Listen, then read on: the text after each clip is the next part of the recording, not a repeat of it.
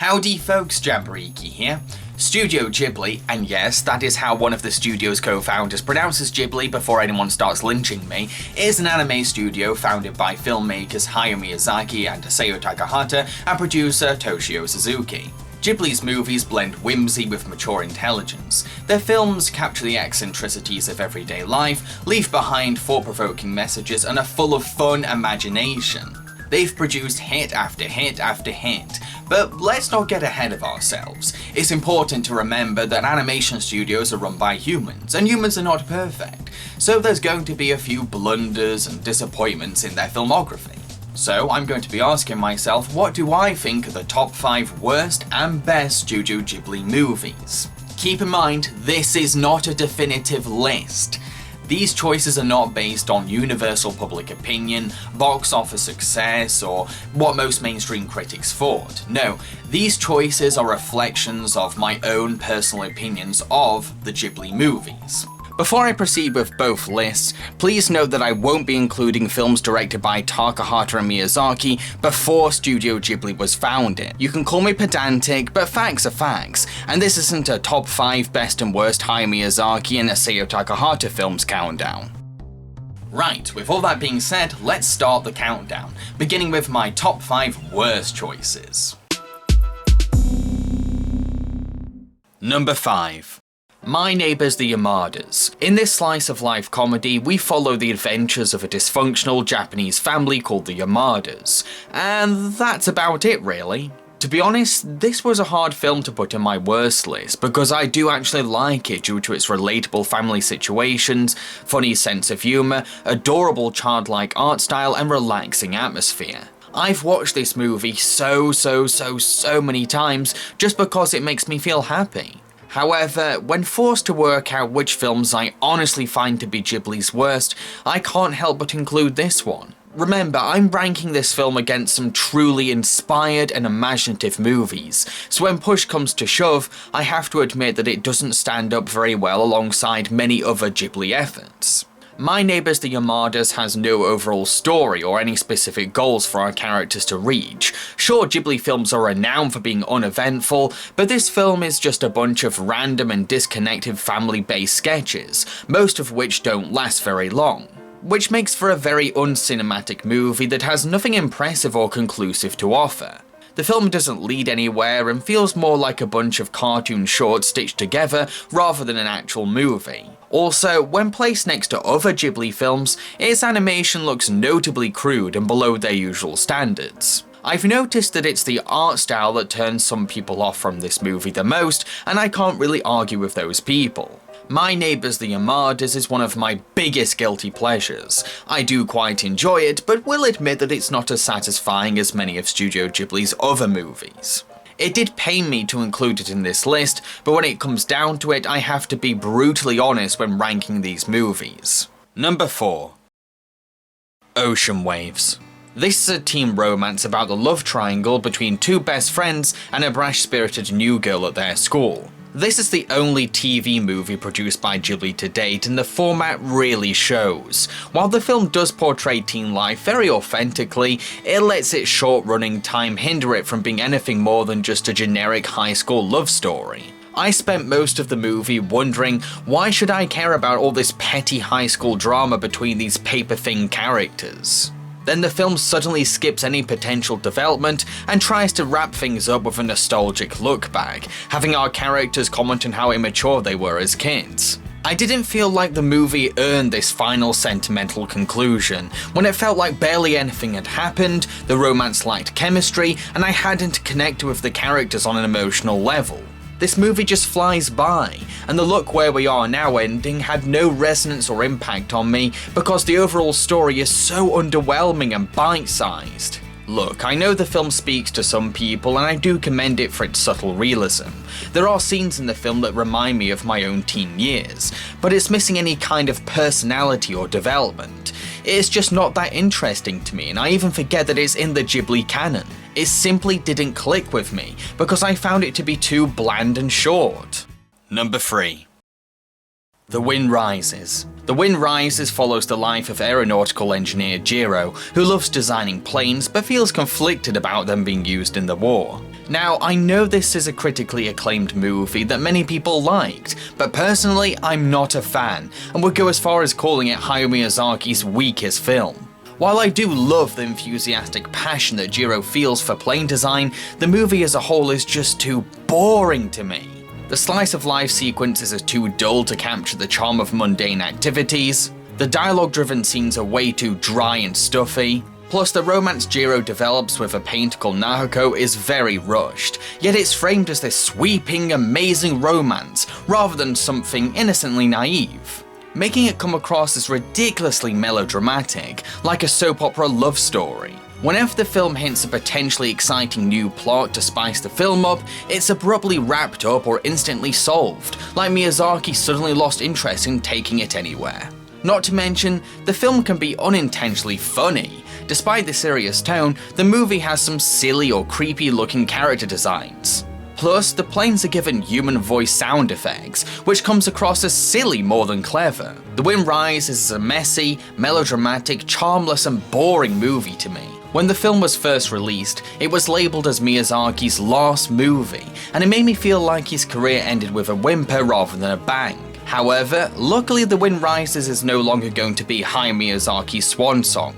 It's recently been announced that Miyazaki is returning to the director's chair with a resurrected old project of his. Yes, Miyazaki has come out of retirement again! I told you it would happen! I knew he would be back! Ladies and gentlemen, Hayao Miyazaki's indecisive career as performed by silent actor Victor Primley.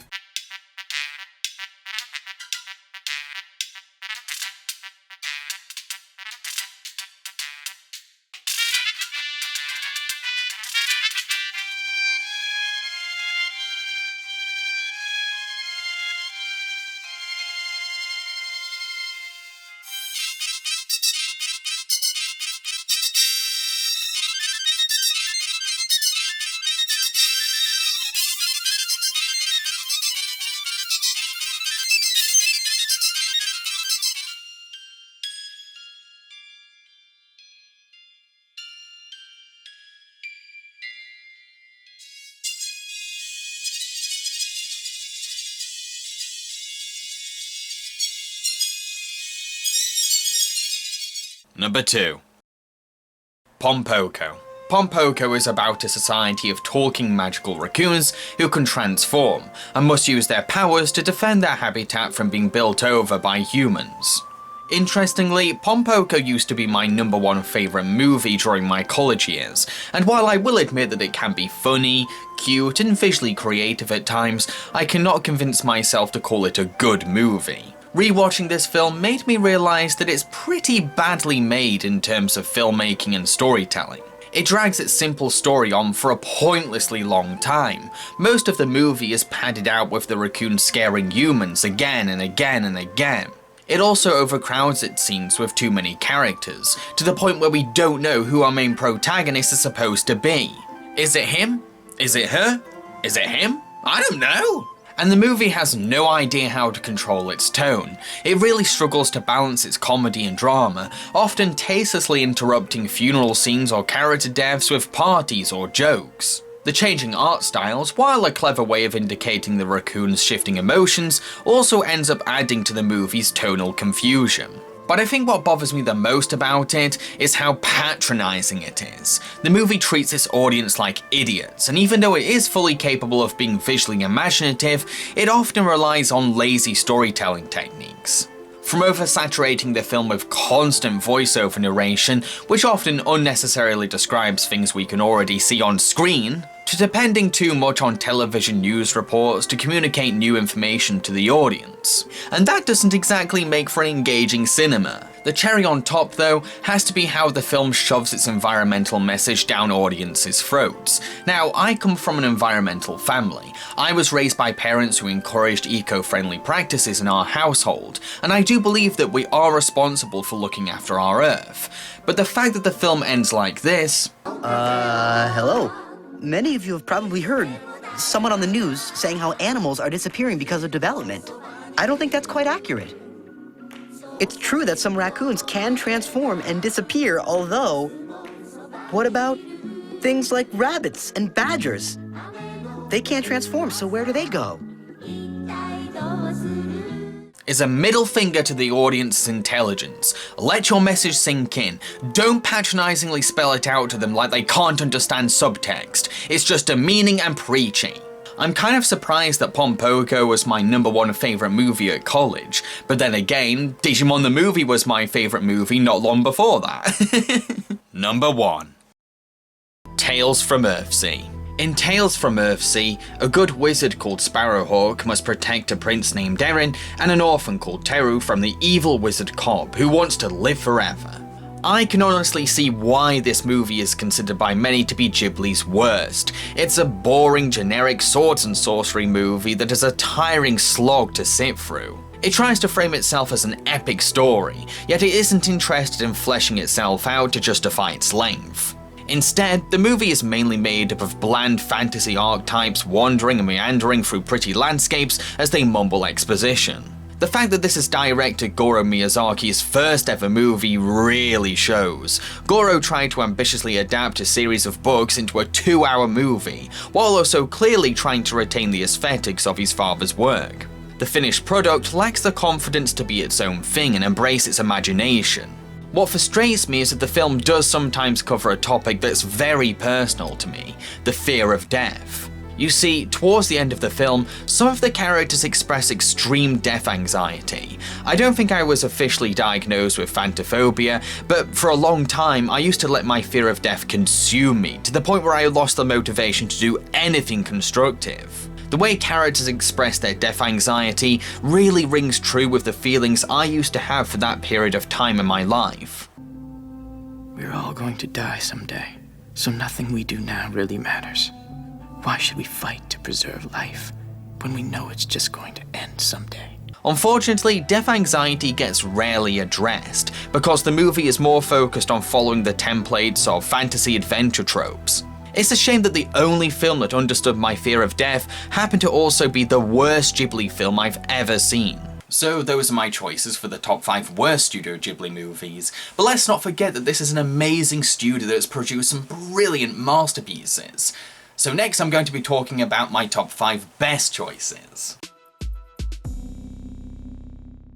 Number 5. Laputa, Castle in the Sky. Castle in the Sky is a fantasy adventure about a boy called Pazu and a girl named Sheeta, who must find the legendary castle in the sky known as Laputa. But it's not going to be an easy quest, as pirates and the military are in the way of our hero's journey.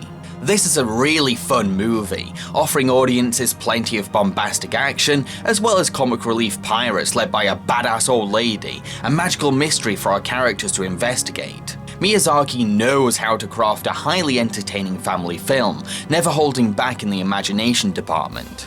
He keeps us on our toes, but also spaces out the action with quiet, atmospheric moments. Beneath the wacky antics and biting suspense lies mature themes, like the inherited responsibilities left behind by ancestors, and the moral philosophies of artificial intelligence. Miyazaki is aware that he has to provide more than fantastical thrills to make the film stand out from the crowd, so he aims to leave us with deep things to think about and question. Castle in the Sky is a quintessential Studio Ghibli movie, showcasing Miyazaki's renowned attention to detail, mature intelligence, silly sense of humour and childlike imagination. Number 4. Whisper of the Heart. Teenager Shizuku spends most of her summer holiday reading books and writing Japanese versions of American songs. Then, one day, she realizes that a boy called Seiji has been taking out the same books as her. She eventually meets Seiji. While they don't hit it off at first, they get to know each other and a teenage romance is ignited between them. Seiji's ambitious desire to become a renowned violin maker inspires Shizuku to embrace her writing talent and start work on her own original story, even if it means she has to put off studying. As a writer myself, Whisper of the Heart really speaks to me. The film does an amazing job showing how fun and immersive writing your own story can be. Seeing Shizuku passionately pen her own fantasy tale reminds me of when I immerse myself in my own writing.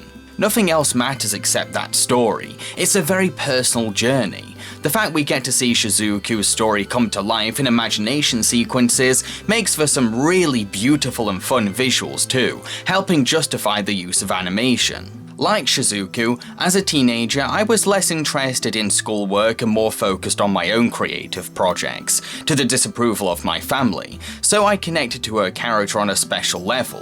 While I can't say she's doing the right thing, I can totally understand her motive. The romance between Seiji and Shizuku is lovely too. There's this nuanced chemistry between them, hinting an emotional connection without getting too sappy or melodramatic. I can really feel something intimate between them despite the downplayed level of drama. Sure, they express complicated emotions driven by hormones, but they also develop a mutual respect for each other.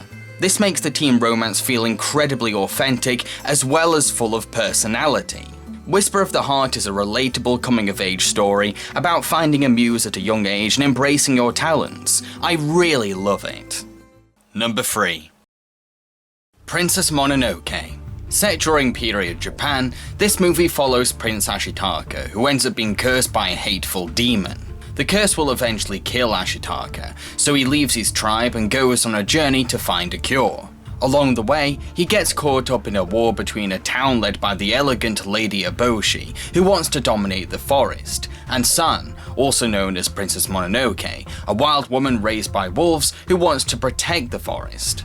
Princess Mononoke is a film that not only criticizes the pointless destruction caused by war, but also maturely sees the war from both angles, letting us see the reasoning and circumstances from each side of the battle. I really respect the film for avoiding a black and white perspective on the war that's going on in the film, opting for something more deep and unbiased. This is also a movie that proves that environmental messages can be given without breaking the fourth wall patronizingly. Princess Mononoke lets its lesson about looking after Earth serve as a subtext to be read by the audience, respecting viewers enough to let them see the film's intended message while also being entertained by a narrative. It helps that the film convinces us that the forest is worth saving. It uses observant cinematography to show the forest's beauty and enchanting magic. Sure, this natural environment holds danger, but it also has peaceful creatures and pretty plant life to appreciate. In addition, I like how Princess Mononoke pulls off a romance between San and Ashitaka.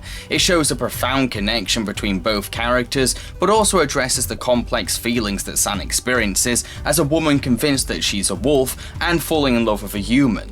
Princess Mononoke is a masterfully directed movie, one that proves that Ghibli is mature and sophisticated enough to appeal to older audiences as well as families and kids. Number 2. Spirited Away. In Spirited Away, little girl Chihiro's parents are turned into pigs by the spirit world, and she's forced into finding work at the spirit's bathhouse to survive. While committing to labour, Chihiro must discover a way to turn her parents back to normal. Now, I'll admit that this film has a simple through the rabbit hole story, but it's the execution that makes it special. The film presents imaginatively designed spirits, memorable quirky supporting characters, and an interesting mythos, while retaining this dreamlike quality. There's so many scenes in this film that remind me of my own nightly hallucinations. Because the movie is so intentionally warped, weird, and illogical, it means that it can be opened up to interpretation. Sure, Miyazaki may have had his own subtext in mind, but the film is layered enough to let audiences make up their own minds about the film's meaning. Personally, I see it as a metaphor for entering adulthood and accepting the changes that come with growing up. Spirited Away is a beautifully animated and visually creative fairy tale that has a dreamy charm to its storytelling. Number 1. Porco Rosso. This film follows the adventures of a war veteran and skilled sky pilot called Porco Rosso, who's been cursed with a pig's head. The film centers on Porco's adventures in the Adriatic Seas as he goes face to face with bumbling pirates and an American hothead called Curtis, all with help from an energetic and talented engineer called Theo and support from a longtime friend and love interest, Gina. I love Porco Rosso so much. It's delightfully fun thanks to its exciting dogfights, suspenseful thrills, and silly comedic villains. There's so many hilarious moments in the film that make me laugh boisterously loud every time. I refuse to end this fight with a draw! You stupid cowboy! There's no way you can hit me with that! Oh, yeah? You think you can hit me from there? Come on, give me a break. Plus, the action and thrills are really gripping to watch, from Porco's awesome sky battles with Curtis to his frequent escapes from the secret fascist police, who hold a vendetta against him and don't want him to fly his plane unless it's for the war. I can't help but smile until I get wrinkles while watching this movie because it's such a blast to sit through. It never ever gets boring, no matter how many times I watch it, because it's always trying to find ways to entertain us. The film is also willing to take breaks from its goofy comedy and high-octane action to let us soak in the sunny atmosphere and get to know these characters. Porco makes for a fantastic anti-hero. He may act like an asshole sometimes, but he has a charming badassery and his own commendable moral values. While his romance with Gina is very sweet, being both nuanced and rich with emotional history. There's a little something going off between Porco and Theo, but I'm more of a Gorko than a Forco. What the fuck am I on about? Porco Rosso is my favourite Studio Ghibli movie because it has so much to offer and excels in many ways. If I was stuck on a desert island and could only watch one movie, Porco Rosso would be my immediate choice. It's that special to me. So those are my choices for the top 5 best Studio Ghibli films. I'm curious, what would you consider to be your top 5 best and worst choices? Let me know in the comment section below. I've been Jambareeqi and I hope you enjoyed this countdown. If you did, then please consider supporting me on my Patreon. So what shall I do for my next top 5 best and worst video? Well, that's entirely up to you. I've left a poll in the description box below. I'm very excited to see which franchise, filmography or director's work I'm going to be doing next. Cheerio, folks.